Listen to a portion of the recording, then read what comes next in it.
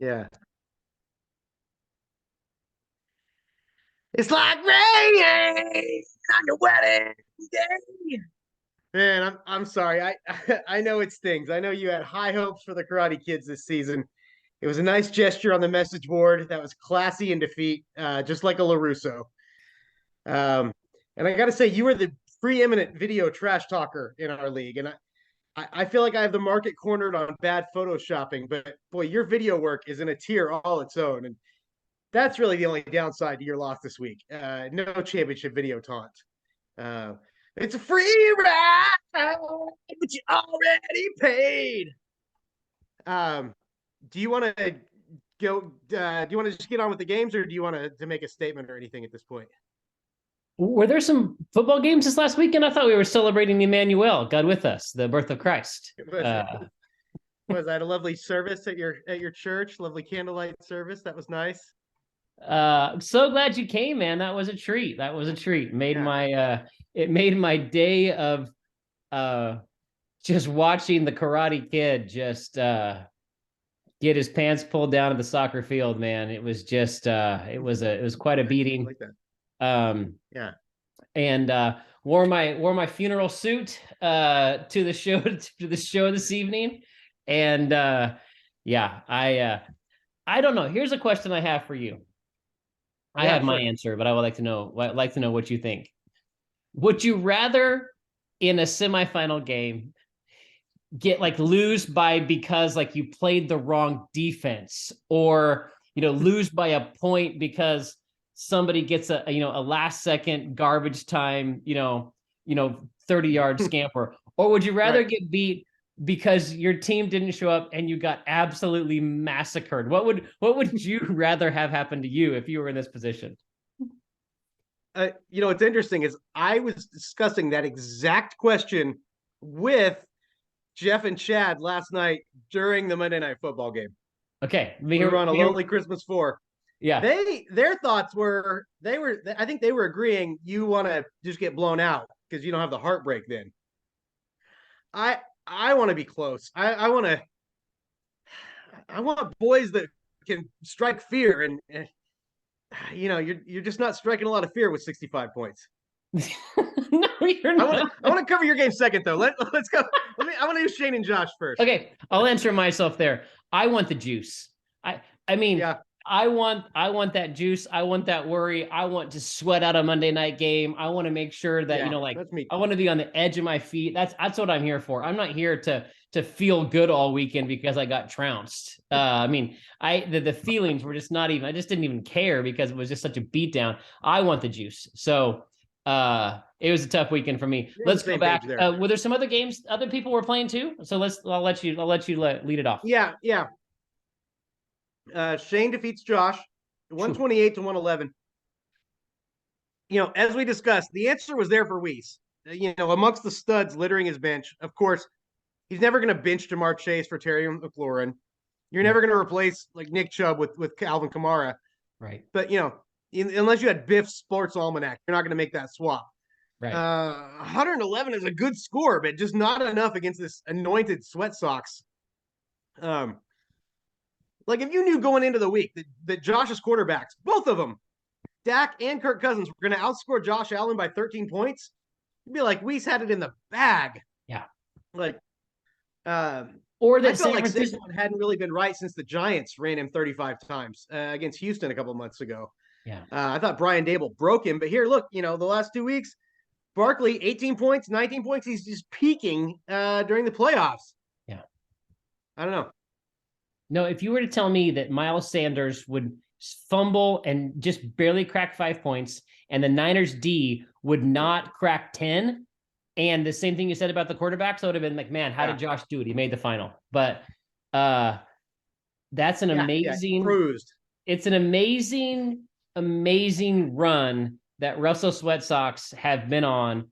The amount of non-injuries his players have been able to undertake this year is just incredible. Sure. The run he's on. And I even laughed at Mason Crosby. We were like, why does he still have Mason Crosby on his team? 14 points, even on his bench as a kicker. It's an amazing run from Shane. because he gets to play Rhinos. I mean, what a final. What a final. Let's keep going. Yeah. Yeah. And like Gardner Minshew, just not a detriment to the Eagles' fantasy success, I guess. Nope. It's a good advice you just didn't take. You can't trust Justin Herbert. Jeff defeats Jason 131-65. Ouch. I mean, the signs were kind of there. Your two lowest game of the seasons came in the playoffs.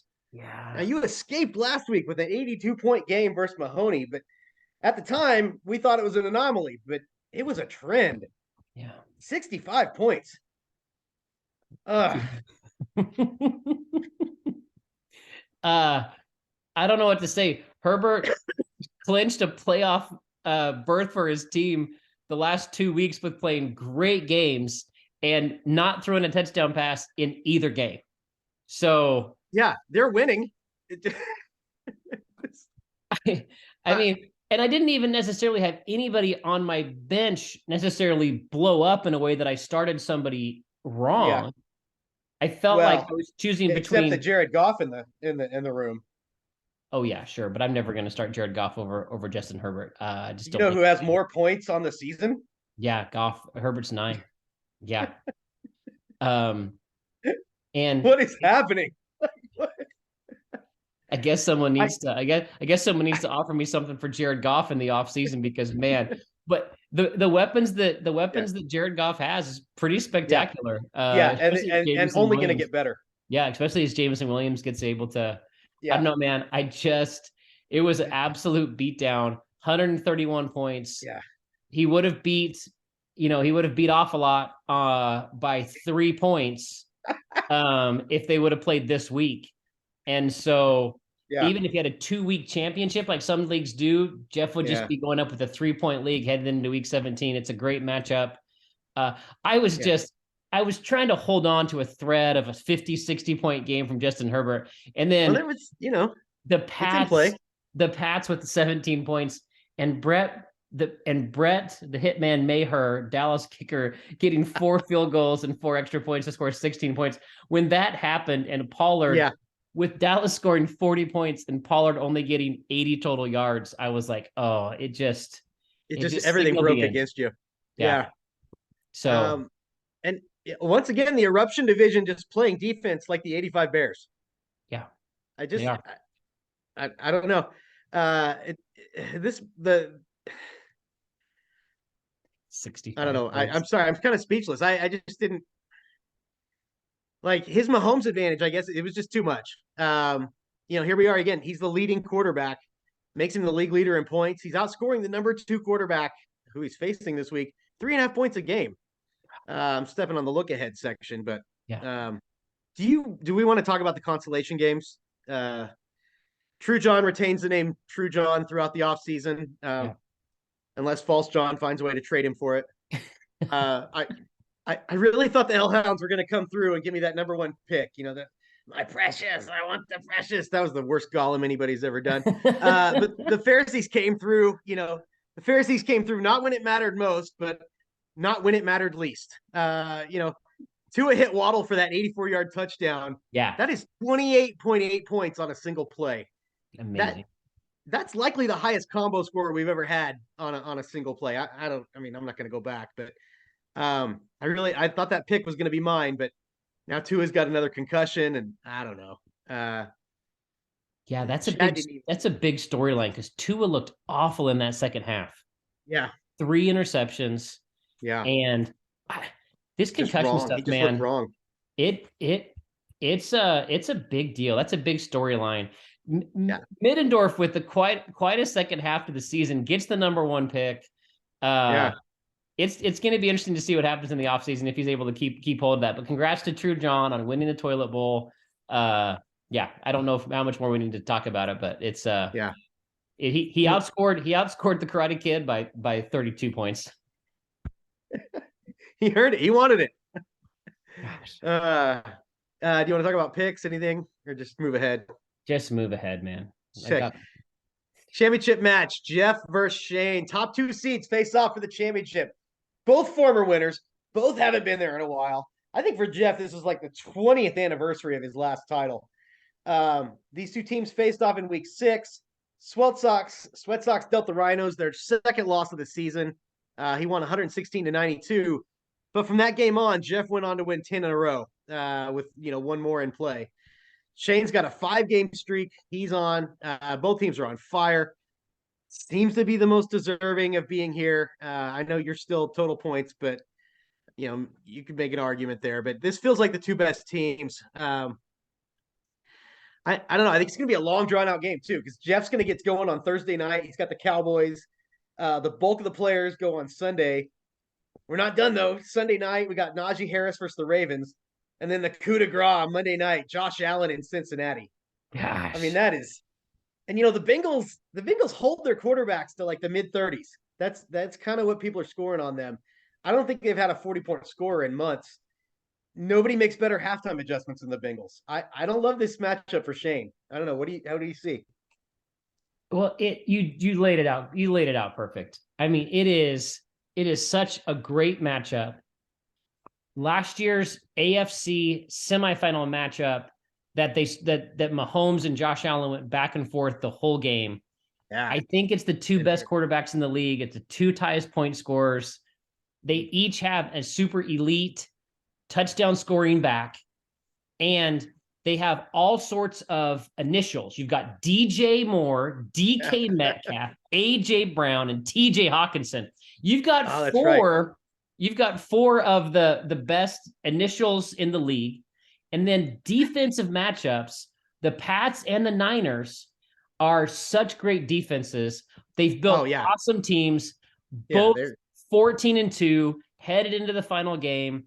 Obviously, 2 of the nicest guys in the league. I don't think anybody's rooting against either one. I think the league wins with a great champion. I think Jeff, it's been a long time. I'll be interested to see who people are rooting for. Jeff's been longer since he's won a title, but Shane's very likable. But there is kind of an undergirding ripple of we don't want Shane to win because he just drafted a team and spent $10, never had an injury, never picked up a backup. You just let it ride, which I think is your favorite game in Vegas, if I remember right. It is. That's my table game. Yeah. Okay, so he just let it ride. It's unprecedented what he has done here. Yeah, it's if he wins, it'll be one of the more legendary seasons that anybody's ever had, for sure. Yeah, for sure. Yeah, I mean, get your popcorn. This is 2 heavyweights, and I see Shane as like Ivan Drago. Like he's cold. He's not going to make the roster moves. He's very severe. He's disciplined. He's probably on steroids. Drago, that is. Well, AJ Brown too, probably. But on the other side, we got the Raging Rhinos. And the Rhinos, are they Apollo Creed? They're flashy and fun, sure, easy to root for, but dead in the second round. Or are the Rhinos more like Rocky? He's running up the mountain. He's not shaving. He's doing sit-ups off the balcony. Is Jeff standing on the top of the mountain and he's Russell Sweats up. And here comes DK Metcalf, and it's a cut. It's a bad cut. And Austin Eckler, you see, he's not a machine. He's a man. That's a fun idea, but I think for Jeff, it's going to be Maria over in the corner, begging to throw the damn towel, spit coming out of her mouth, throw the damn towel. And then there's Jeff. Shane by 10. Shane by 10. Okay. I love it. I don't know where we stand, but I am taking Jeff Logan and the Raging Rhinos for the championship title. I agree that Josh Allen on Monday night at Cincy, that game's going to be great. It's going to be so great. I don't know when this started either, but the idea that we have the championship game over 5 days is excruciating. If I were Maria Logan, I would set that make sure that Jeff met with a therapist or perhaps a psychologist to get medicated properly for the 5-day stretch. Jeff is so worried. Jeff could be leading by 100 points going into Monday night. Jeff will be in a ball, not leaving his house on Monday. Poor Maria, poor Olive. And he will be worried until the last buzzer sounds. I do think that Jeff could be up 100 points and he would not feel comfortable. That guy is nervous until the last buzzer sounds. And I think he's going to be an absolute wreck for the next 7 days. And I think that he's going to come away as champion. this leads to a really interesting segue, and we didn't talk about this ahead of time, but I spent the morning. I made a bunch of caramel corn. Oh, So and it's made with special butter. So if anybody wants some, come get it. You know, while supplies last. If somebody, so maybe Jeff needs some of this, some of my caramel corn to get through these rough times in the playoffs. He's got to, man. He's a nervous wreck watching this right now. In fact, he's trying to figure out: do I start Najee Harris or Donta Freeman or Brian Robinson along of Eckler? He may change that every hour on the hour. He may change that. Whereas Shane's coaching his team, 8:00 a.m. practices every morning, getting ready for the big Bishop McGinnis tournament that kicks off on Thursday, Friday, Saturday, the 5th, 6th, and 7th of January. His mind's elsewhere, which it's really interesting. You've got cool as a cucumber Shane, who may not even know he's in the final, versus worrywart Jeff, who's going to make more changes. It's absolutely the best final matchup the league could ask for, and I'm sure everyone's happy except for one guy. Except for one guy. Yeah. There is another game. It's the 3rd place championship. Woo! Oh. Does either team care? Like, what's the point? We need it for seeding. That's the point. But it used to pay money, but not since we streamlined the payouts. Yeah. It's kind of like the Josh. What's that? I'll take me. It's kind of like the World Cup. It's kind of like the World Cup 3rd place game that you're like, why are we still playing this? What's the point of this? Yeah. It reminds me of the old days when we would play the Pro Bowl, which was always a delight that teams would continually forget about. Dumb idea I had. I do think that, I bet Brandon, we got to mention at least Brandon at least once. Brandon's team had a terrible week. So if he would have advanced past Jeff with that 8 yards last week, he wouldn't have made the final. So at least I think Brandon actually makes him feel better knowing. Better draft pick now. Yeah, better draft pick. And he's like, you know what? I wasn't going to win the title, so may as well lose in the first round. So rosy way to think about it. Yeah. So we're going to be back for one more show next week. I think we're going to go team by team, see who we think the keepers will be, do some end of season awards. And if you've been playing along in the secret jersey contest we mentioned at the end of one of the episodes, text me your answers. If we get a winner, if anybody was even playing, we'll announce the winner next week. Can I see this one right here? I'd like to see a little bit more of this one right here. Yeah, this is brand new. That's a sick brand new, a special young man. That's a sick jersey, man. Yeah. I wonder if the Jets will pick another quarterback this year in their draft after moving along from poor Zach Wilson. Man, I heard a rumor that the Carolina Panthers are going to do like a Russell Wilson style deal to get Lamar Jackson. And I just felt so bad for Brandon. Oh, Brandon, we wish the best for you. And hey, we've been signing off for weeks now. Worst of luck to you and worst of luck to the league. My team's out, so best of luck to the Ghosts. Best of luck, of course, to Jeff and to Shane. And looking forward to seeing what happens next week when we come back on the show. Yeah. All right. Later, buddy. See you, man.